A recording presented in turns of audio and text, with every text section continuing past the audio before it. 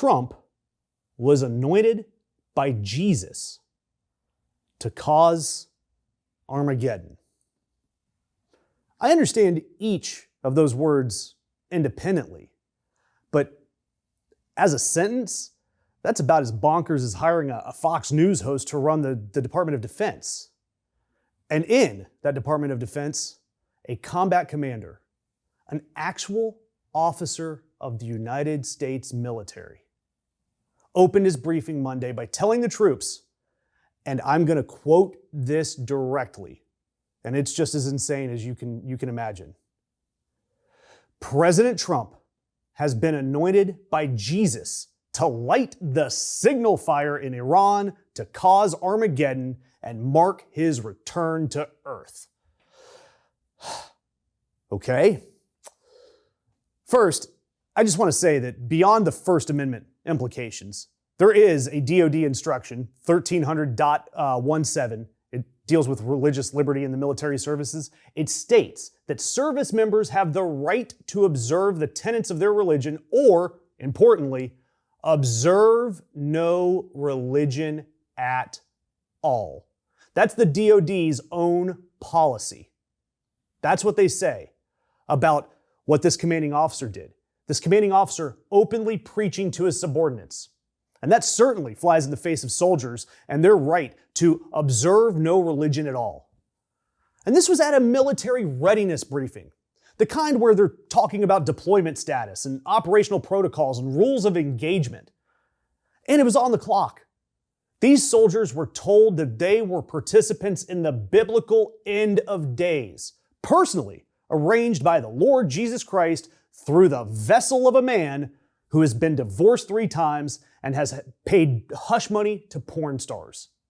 And that was just one incident. The Military Religious Freedom Foundation, the MRFF, they've received over 200 calls from more than 50 military installations across every branch of the armed services by Monday night.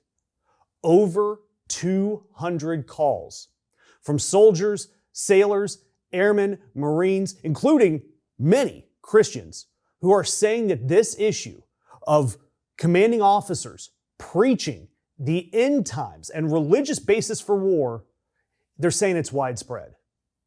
And according to the MRFF founder, Mikey Weinstein, he gets these reports sent to him. He said the complaints carried the common theme of unrestricted euphoria from the commanders. Think about that. We're going to war. Euphoria. And they're giddy about this. War. And because in their religious view, and I'm not making this up, the more bombs fall, the more blood there is, and the bloodier it gets, somehow the closer they get to Jesus coming back. This is the worldview being pumped into the active duty troops who are deployable to Iran today. And the complainant who filed on behalf of 15 troops, the first one that I was talking about, it included at least 11 Christians, 1 Muslim, 1 Jew, the rest, he did not know their religious status. And this complainant said that the commander's remarks, quote, destroy morale and unit cohesion and are in violation of the oaths we swore to support in the Constitution. That is someone who identifies as a Christian. They are a soldier that is saying that this went too far. But what do you expect when you've got Pete Hegseth running the Department of Defense? He says we're not going to have a politically correct war. This is the policy environment that he has built. Since taking over the Pentagon, Hegseth has hosted monthly Christian prayer meetings in the building, held personal worship services with his own pastor, which, by the way, this is a man, his pastor, openly believes that women should not vote or hold leadership roles. And that pastor has vowed to, quote, rid the chaplain corps of woo-woo beliefs. That's his actual wording, woo-woo. Absolutely despicable and absolutely crazy. And by the way, woo-woo, according to him, for the record, apparently includes Buddhism, Wicca, Islam, and any Christian theology that doesn't involve Trump being personally anointed by the Almighty.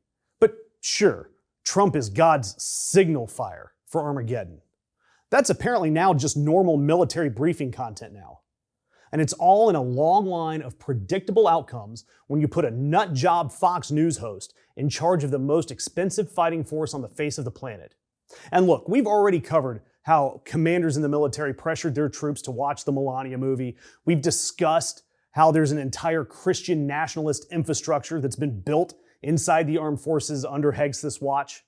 This week's Armageddon briefings are the end result of a full year of all of this insanity. And let's be blunt here. The United States military operates under the Constitution, not the Book of Revelation.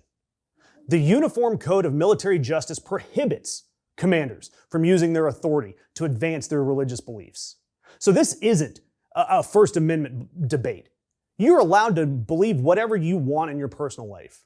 But the moment a commander stands up at a combat briefing and tells his or her troops that they are instruments of divine prophecy, he's broken the law. Full stop. And Mikey Weinstein, he put it simply. These commanders are advancing their blood-soaked Christian nationalist wet dreams upon the flames of a war. And they should be prosecuted. But you know they won't be, because just like Pete Hegseth, who looks like a guy who gets cut from the beer commercial for being too intense, has made it unmistakably clear what type of military he wants. One where the question isn't, is this war legal? It's, is this God's plan? And to be clear, the Constitution clearly lays out to how to ensure that a war is legal. And if you really do want to go down the religious route, the Iranian attack doesn't even come close to meeting the three-pronged criteria for a just war that's laid out by Thomas Aquinas in Summa Theologica. And by the way, Revelations, specifically the stuff in chapter 16 that's often cited as Armageddon, from a historical perspective, you know, the stuff that they talk about, the beast, it was very likely referring to a totalitarian Roman state with cults and authorities mandating blind loyalty and worship of their emperor. Sounds awfully familiar. Too bad Revelations didn't mention that the beast would have a terrible spray tan and wear a shitty red hat. Doesn't it seem like our feeds are getting filled with more and more BS right-wing MAGA content? It's no secret that all these top tech bros are in love with the current regime, so it's no surprise that independent left-leaning media is being squashed by the algorithm. If you like our content and content like us, it doesn't take long to click that thumbs up, share, comment, or subscribe. So please help us keep the truth alive.